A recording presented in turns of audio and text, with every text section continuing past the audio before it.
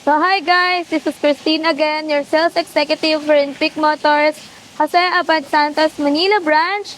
And for today's video, I'll be sharing with you the 2025 Expander GLS Automatic na nandyan sa ating likuran. So ang color na ipapresent natin today is the Green Bronze Metallic, exclusively available for the Expander GLS and Expander Cross. So tara guys, samahan nyo ako, ikutin natin saglit itong ating unit para ma-update kayo kung ano bang meron dito just in case na inaay nyo siya na i-avail this 2025. So tara! So guys, representing the 2025 Expander GLS Automatic Green Bronze Metallic. So sa Expander GLS guys, ano-ano ba yung color? Color na pwede nyong pagpilian? We have the Green Bronze Metallic, Red Metallic, Graphite Gray Metallic, and the Quartz White Pearl. So, ayan guys, ito yung ating unit. By the way, this is a 1.5 liter gasoline engine. So, 7-seater nga pala siya guys. Ayan. So, dito tayo sa unahan ng ating unit. Meron tayo dyang color black na radiator grills. Then, naka-LED na yung ating DRL with LED T-shape headlight, while yung ating fog light is naka-halogen pa siya. So, for the Expander Cross, yun pa lang ang naka-LED lahat ng kanyang lightning system. So, dito sa side, kung makikita nyo, meron tayo dyang 17-inch na two-tone alloy wheels. Pagdating naman dito sa ating side mirror, naka-chrome siya with integrated turn signal light. So, for the GLX variants, guys, body color yung ating mga what do you call this, side mirror and door handles. So, ayan, yung door handles natin, naka-chrome din siya with keyless operating system. So, pasok tayo sa loob. Ang lakas ng music, guys. Baka makopyright tayo. Ayan. Wait lang. Ito sa driver side, makikita nyo meron tayo ditong color brown na mga paddings. So, I hope na bibigyan ng justice ng ating camera. So, ito black, ito brown. Obvious naman na brown siya, guys. No? So, pagdating naman dito sa driver side, meron din tayo dyang parang mga naka-carbon na design. Then, naka-power windows with central door lock na siya. So, pagdating dito sa loob, same dito sa ating door panel, meron din tayong mga color brown na accent. Pagdating sa kanyang Pagdating sa kanyang dashboard. Ayan. So, ayan guys. Pasensya na nabablanko. So, pagdating sa kanyang dashboard, meron din tayong mga color brown na leather design. Ayan. So, dito naman tayo sa loob ng ating unit. Pasok tayo. Pagdating sa ating steering wheel, naka 3-spoke na leather wrap. Ayan. Pagdating naman dito sa controls ng ating steering wheel, we have the voice command function, free button, and yung controls para sa ating multimedia system. Pagdating naman dito sa kabila, we also have here the cruise control. And yung ano natin guys, meter cluster, kung makikita nyo, ayan, naka-analog pa siya, hindi pa siya naka-digital. So, dito naman sa ating head unit, we have touchscreen monitor equipped with Apple CarPlay and Android Auto. So, eto guys, yung itsura ng dashboard ng ating Expander GLS. So, napaka mabenta nitong ating Expander GLS dahil hindi lang sa sobrang mura niya, talagang napakaganda pa ng kanyang mga specifications. So, ayan.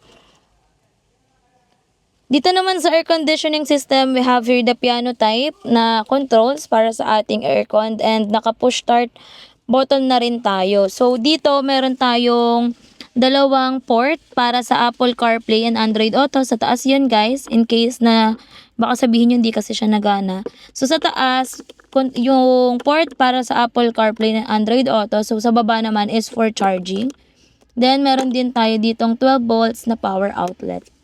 Dito, meron din tayong, dito sa ilalim guys, meron dyang dalawang card slot. So, pwede nyo dyang ilagay yung mga Easy Trip Auto Sweep na card nyo para hindi na kayo mahihirapang maghanap.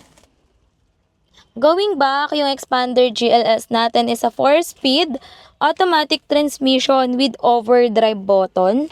Tapos guys, naka-electronic parking brake with brake auto hold na rin tayo. Then dito naman, meron tayong glove box. Ayan.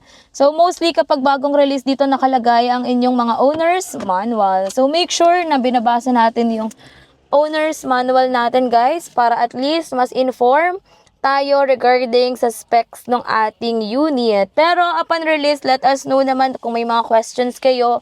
Wag po kayong mahihiya.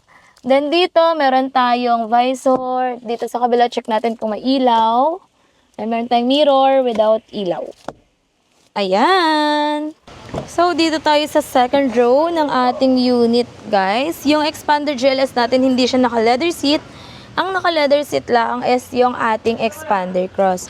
So, na-fold and tumble yung second row para makapasok din tayo sa third row, or kung meron tayong mga gamit na bibit-bitin or dadalhin na sobrang lalaki, pwedeng-pwede itong expander cross. So, dual purpose to. Yung iba, ginagamit din siya for grab or transport business. Meron din tayong saksakan dito or port, USB Type A and USB Type C.